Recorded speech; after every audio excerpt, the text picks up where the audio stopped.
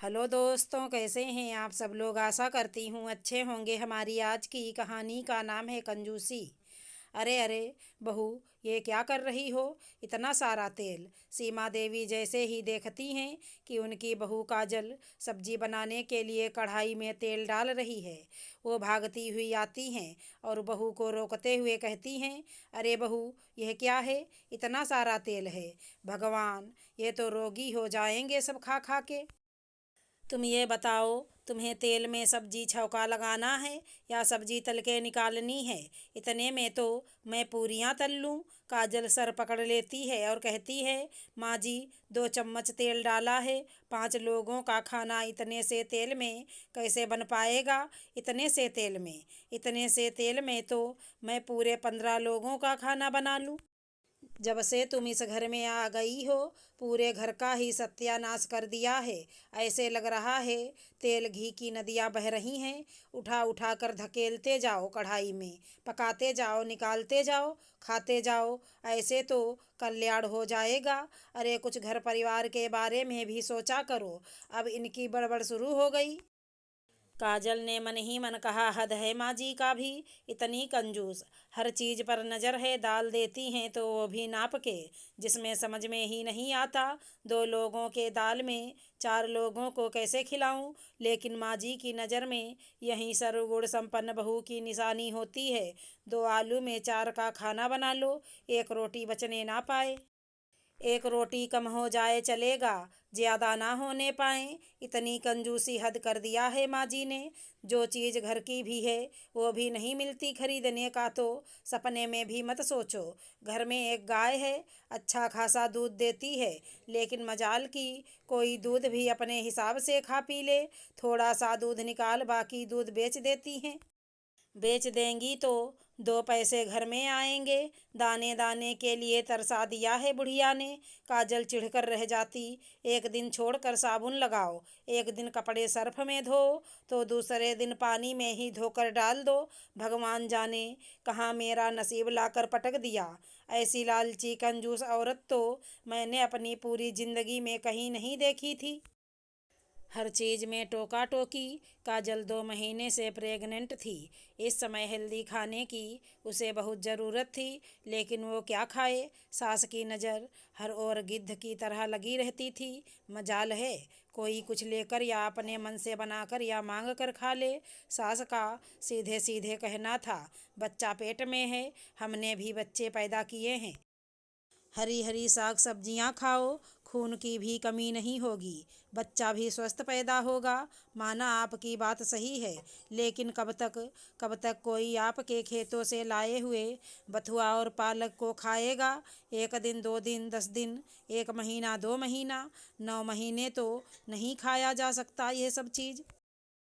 काजल अगर कभी अपनी सास से कहती, माँ जी, चटपटा खाने का मन कर रहा है, बना लूँ क्या।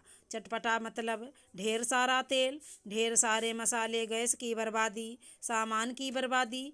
जीभ इतनी लंबी हो गई है, बड़बड़ाते हुए चली जाती हैं। बेचारी काजल देखते रह जाती है। संजोग से किसी के यहाँ बच्चों के जन्मदिन पर बुलावा आ गया। काजल की सास गई खाने को। उन्हें केक मिठाई के साथ समोसा भी मिला। केक मिठाई तो उन्होंने खा लिया, समोसा धीरे से साड़ी में बांधकर छुपा लिया। घर जाकर काजल को कहती है, ले बहू, तेरी जबान बड़ी लंबी हो रही थी, कुछ चटपटा खाने का मन हो रहा था, समोसा लाई तेरे लिए, खा ले। आज सूरज कहाँ से निकला। काजल ने हैरानी से अपनी सास को देखा, लेकिन जैसे उसने समोसे देखे वो समझ गई कि माँ जी जरूर कहीं से लेकर आ रही हैं समोसा। एक दिन घर पर अचानक आंगनवाड़ी वाली आशा दीदी आई काजल का हाल चाल लेने। बातों ही बातों में काजल ने उन्हें अपनी सास की कंजूसी बता डाली कि कैसे खाना खाने के लिए तरसा दिया है बुढ़िया ने। आशा दीदी काजल की सास को अच्छी तरह से जानती थी। उन्होंने काजल से कहा, काजल कहती है, इस टाइम में जो भी कुछ खाने की इच्छा होती है खा लेना चाहिए, नहीं तो बच्चे की लार टपकती है। कहाँ से खाऊं दीदी, कैसे खाऊं। माँ जी को तो आप अच्छी तरह से जानती हैं। काजल की बात सुन आशा दीदी सोचने लगीं और काजल के कानों में कुछ बताने लगीं, जिसे सुनकर काजल भी खुश हो जाती है। अगले दिन काजल के पेट में तेज दर्द होने लगा। उसकी सास घबराकर आशा दीदी को बुलाकर लाती है। वो जल्दी किसी बात पर डॉक्टर के यहाँ नहीं जाना चाहती कि डॉक्टर ढेर सारी दवाइयाँ, फीस बहुत खर्च हो जाएंगे।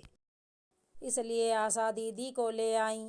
आशा दीदी ने काजल को देखा तो उसकी सास से कहा, चाची, काजल का बच्चा बहुत ही कमज़ोर है और काजल का वजन भी कम है।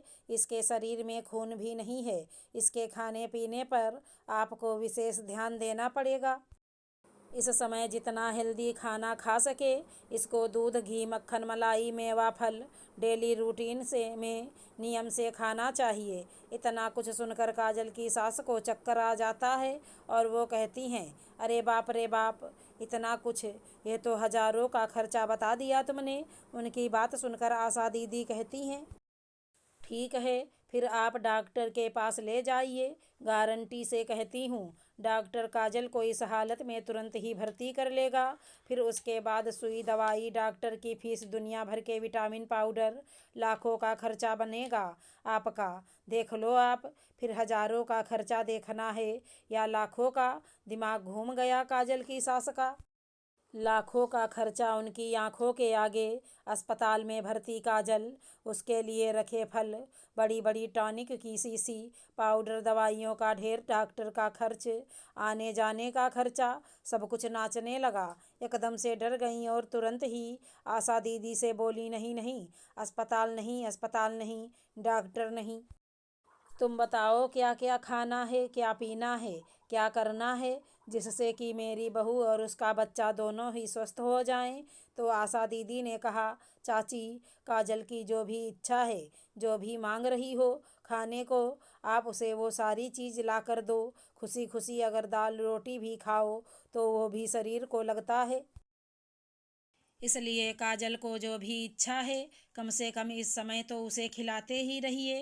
तुरंत ही काजल की सास काजल से कहती हैं, बहू एक काम कर तू, आज से बल्कि अभी से तेरी जो भी इच्छा है, जो भी मन हो रहा है बना कर खा ले, मंगा कर खा ले या मुझसे कह दे। जैसे जैसे आशा दीदी कह रही वैसे वैसे तू करती जा। बस अस्पताल के चक्कर से बचा ले मुझे।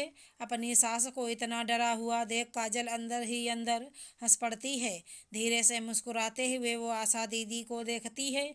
आशा दीदी भी काजल को तिरछी नज़रों से देख मुस्कुराने लगती हैं। ये तो थी आशा दीदी की चाल, जिसे काजल की सास समझ ना सकी, जिसके चलते कुछ महीनों के लिए ही सही काजल अपनी सास की कंजूसी से आज़ाद तो है।